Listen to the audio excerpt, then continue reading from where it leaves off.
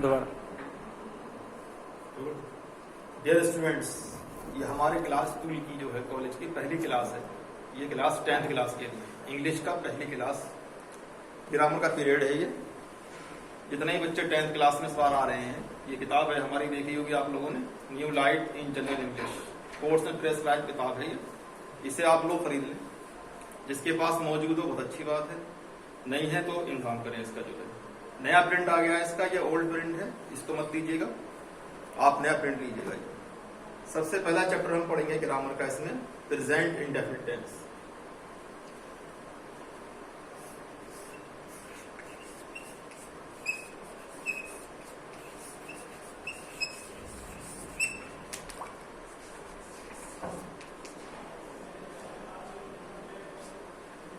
Present indefinite tense. You have already studied this chapter in 9th class. तो सबसे पहले इसकी हम पहचान देखते हैं कि प्रेजेंट इंडेफिनिट की पहचान कैसे होती है, कैसे हम पहचाने कि ये प्रेजेंट इंडेफिनिट टेंस है। बताया था पहले भी आपको कि हिंदी या उर्दू के जुमलों के आखिर में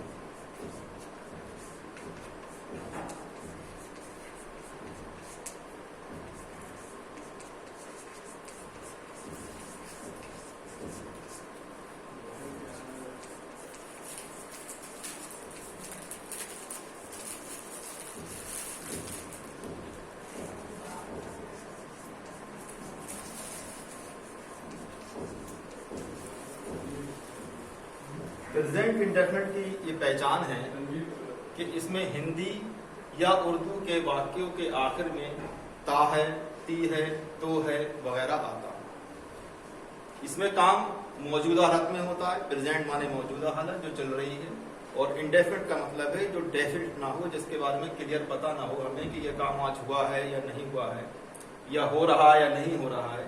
हैबिट्स जिसके अंदर दिखाई जाती हैं वो प्रेजेंट इंडेफिनिट टेंस होता है। इसका फार्मूला है, सबसे पहले सब्जेक्ट लगाते हैं इसके अंदर, उसके बाद वर्ब की फर्स्ट फॉर्म लगाते हैं, उसके बाद ऑब्जेक्ट लगाते हैं। एस का मतलब सब्जेक्ट, वी का मतलब वर्ब, फर्स्ट का मतलब फर्स्ट फॉर्म, और ओ का मतलब ऑब्जेक्ट। प्रेजेंट इंडेफिनिट का बेसिक फार्मूला है। अब इसमें एक बात नोट आती है जो है, और नोट करना है, खाली इसी से काम नहीं चलेगा, नोट कर लें आप लोग। Number 1, if the subject is singular,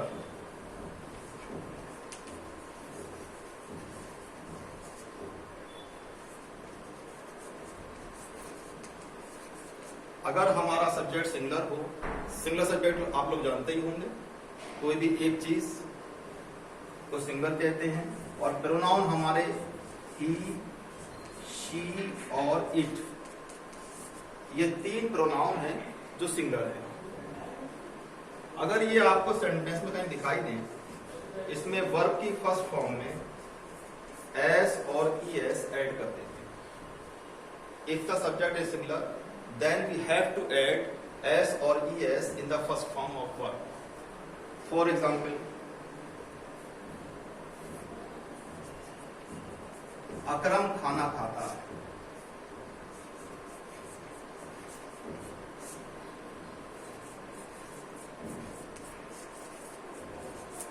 बनाइए आप लोग इसकी इंग्लिश। अकरम खाना खाता है, क्या बनाएंगे?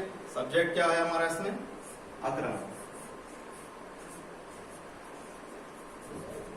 ये सब्जेक्ट हो गया अकरम। वर्ब क्या है? खाता, ईट। अब अकरम इसमें एक है, सिंगुलर सब्जेक्ट है, तो इसमें एस लगा देंगे। Akram eats the food, food object.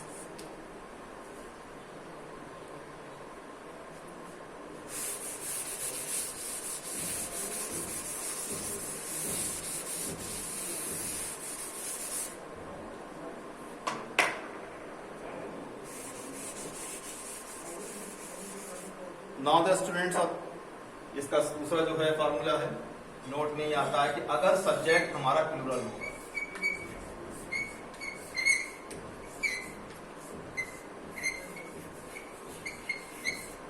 Plural subject कौन से होते हैं? एक से ज्यादा, मोर देन वन। कौन कौन से प्रोनाउन हैं जो प्लूरल में आते हैं, आई, वी, यू, दे, ये सारे प्रोनाउन प्लूरल के अंदर आते हैं। अगर ये सेंटेंस में आएंगे सब्जेक्ट की तरह, तो इसमें वर्ब की फर्स्ट फॉर्म ही लिखेंगे सिर्फ only. There is no need to add S और es in the first form of verb if the subject is plural. For example, मैं खाना खाता हूं,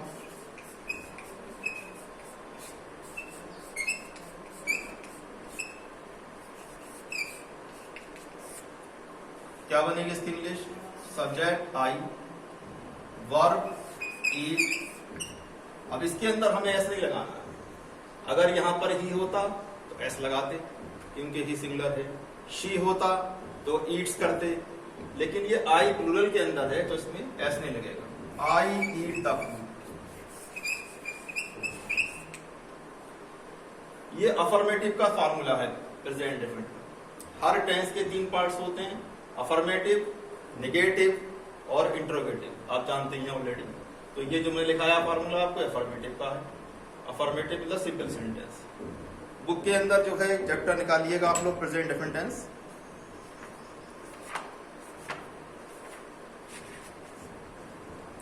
ये पुरानी बुक है, इसके अंदर पेज नंबर 255 है। यहां से आप डिटेल देख सकते हैं और नई बुक में चेक कर लीजिएगा। एक्सरसाइज नंबर है 7।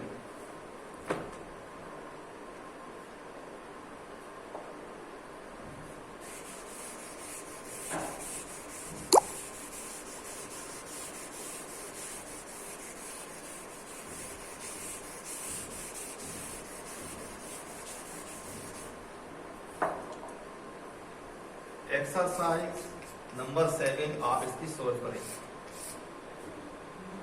पहला सेंटेंस है इसके अंदर, मैं पत्र लिखता हूं।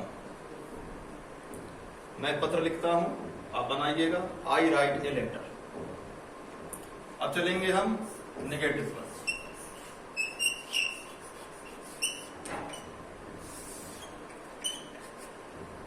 कोई भी डाउट्स हैं तो आप जो है नंबर पे स्कूल के जो व्हाट्सएप नंबर जिससे आपको रिसीव हो उस पर पूछ सकते हैं। नेगेटिव सेंटेंस का फार्मूला है सबसे पहले सब्जेक्ट, उसके बाद डू या डज प्लस नोट, वर्ब की फर्स्ट फॉर्म और ऑब्जेक्ट। ये नेगेटिव का फार्मूला है। सब्जेक्ट, डू या डज, नॉट, वर्ब की फर्स्ट फॉर्म, ऑब्जेक्ट। अब यहाँ एक सवाल पैदा होता है कि 2 चीजें क्यों दी हुई है डू और डज? इसका क्या मतलब है? सीधा नोट होना चाहिए था या एक ही चीज होती? इसका रिलेशन वही है जो सब्जेक्ट सिंगुलर और प्लूरल से है। अगर सब्जेक्ट हमारा सिंगुलर होगा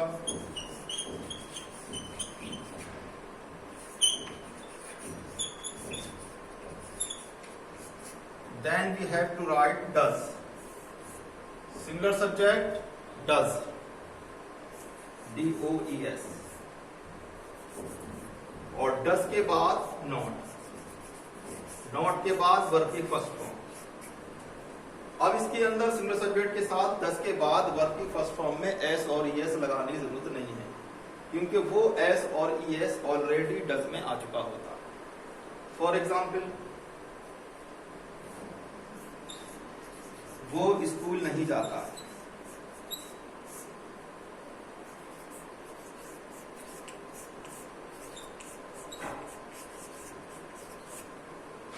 क्या बनेगी इसकी इंग्लिश? वो, he, does, he subject singular है इसलिए does not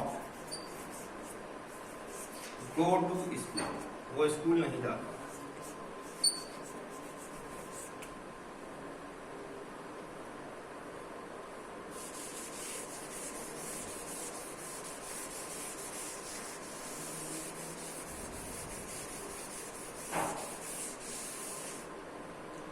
Now, if the subject is plural subject, क्या होते हैं plural subject? I, we, you, they. अगर प्लूरल सब्जेक्ट है तो हम लगाएंगे डू नॉट, और उसके बाद सिंपली वर्ब की first form, that's all. Example, मैं स्कूल नहीं जाता हूं।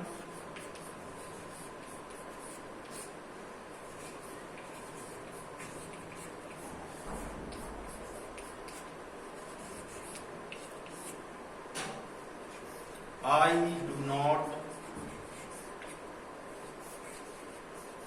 go to school. Negative. New light के अंदर एक्सरसाइज नंबर आपकी 8 है, पेज नंबर है इसका 256, नई बुक में देख लीजिएगा। नेगेटिव की साइज है पूरी। मैं शाम को बाजार नहीं जाता हूं। पहला सेंटेंस है इसके अंदर, I do not go to market in the evening। ये आप लोग बनाएंगे, इसे सॉल्व करेंगे। नेक्स्ट है आपकी एक्सरसाइज नंबर 9 जो इंट्रोगेटिव की।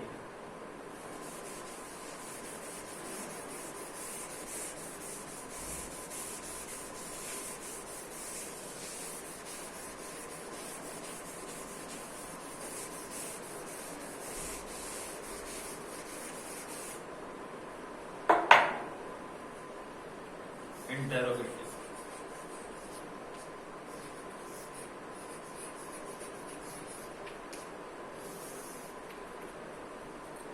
क्या फार्मूला है? सबसे पहले question word, Q for question, W for words. Question words plus do या डज, उसके बाद सब्जेक्ट, वर्ब की first form, object. Question word, do या डज, सब्जेक्ट, वर्ब की फर्स्ट फॉर्म, ऑब्जेक्ट। इसमें भी वही रहेगा, सेम फॉर्मूला है कि अगर जब डू या डज आ जाएगा तो फिर हम सब्जेक्ट के बाद वर्ब में एस और एस नहीं लगाएंगे। एक बात समझिए कि इसमें जैसे क्या मैं स्कूल जाता हूं,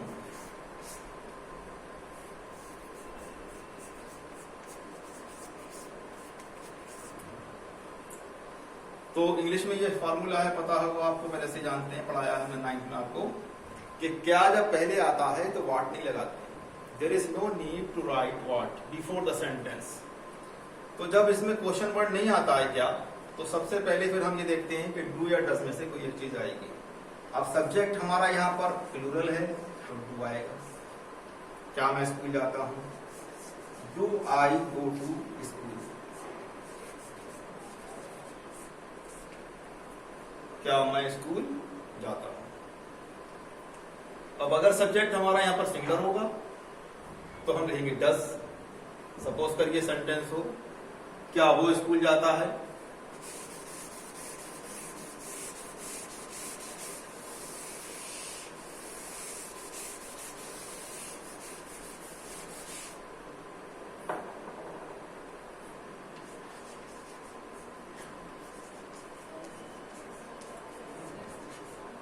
क्या असलम स्कूल जाता है। क्या बनेगी इसकी English, does Aslam go to school.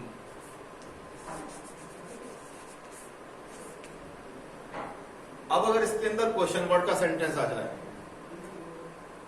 For example,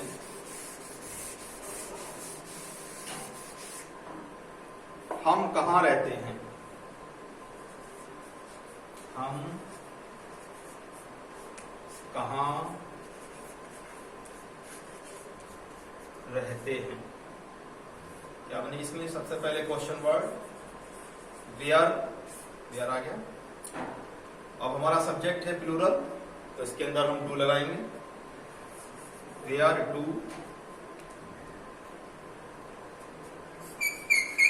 we live. Where do we live, हम कहां रहते हैं। ठीक है, यह है आपका पूरा इंट्रोगेटिव का फॉर्मेट। सारे फॉर्मूले आपके पास मौजूद है, प्रेजेंट डेफिनेट के पूरे chapter, affirmative, negative, interrogative. Exercise number इसकी है 9। इंटरोगेटिव सेंटेंस है, क्या मैं वहां जाता हूं, तो क्या पहले आ रहा है इसके अंदर, तो इसलिए वाट नहीं आएगा। डू आई गो दियर, इसे आप लोग बनाएंगे और कॉपी को मेंटेन करेंगे। उसके बाद नेक्स्ट चैप्टर हम लेके आएंगे इंशाल्लाह आपके लिए। ठीक है, थैंक यू, सलाम।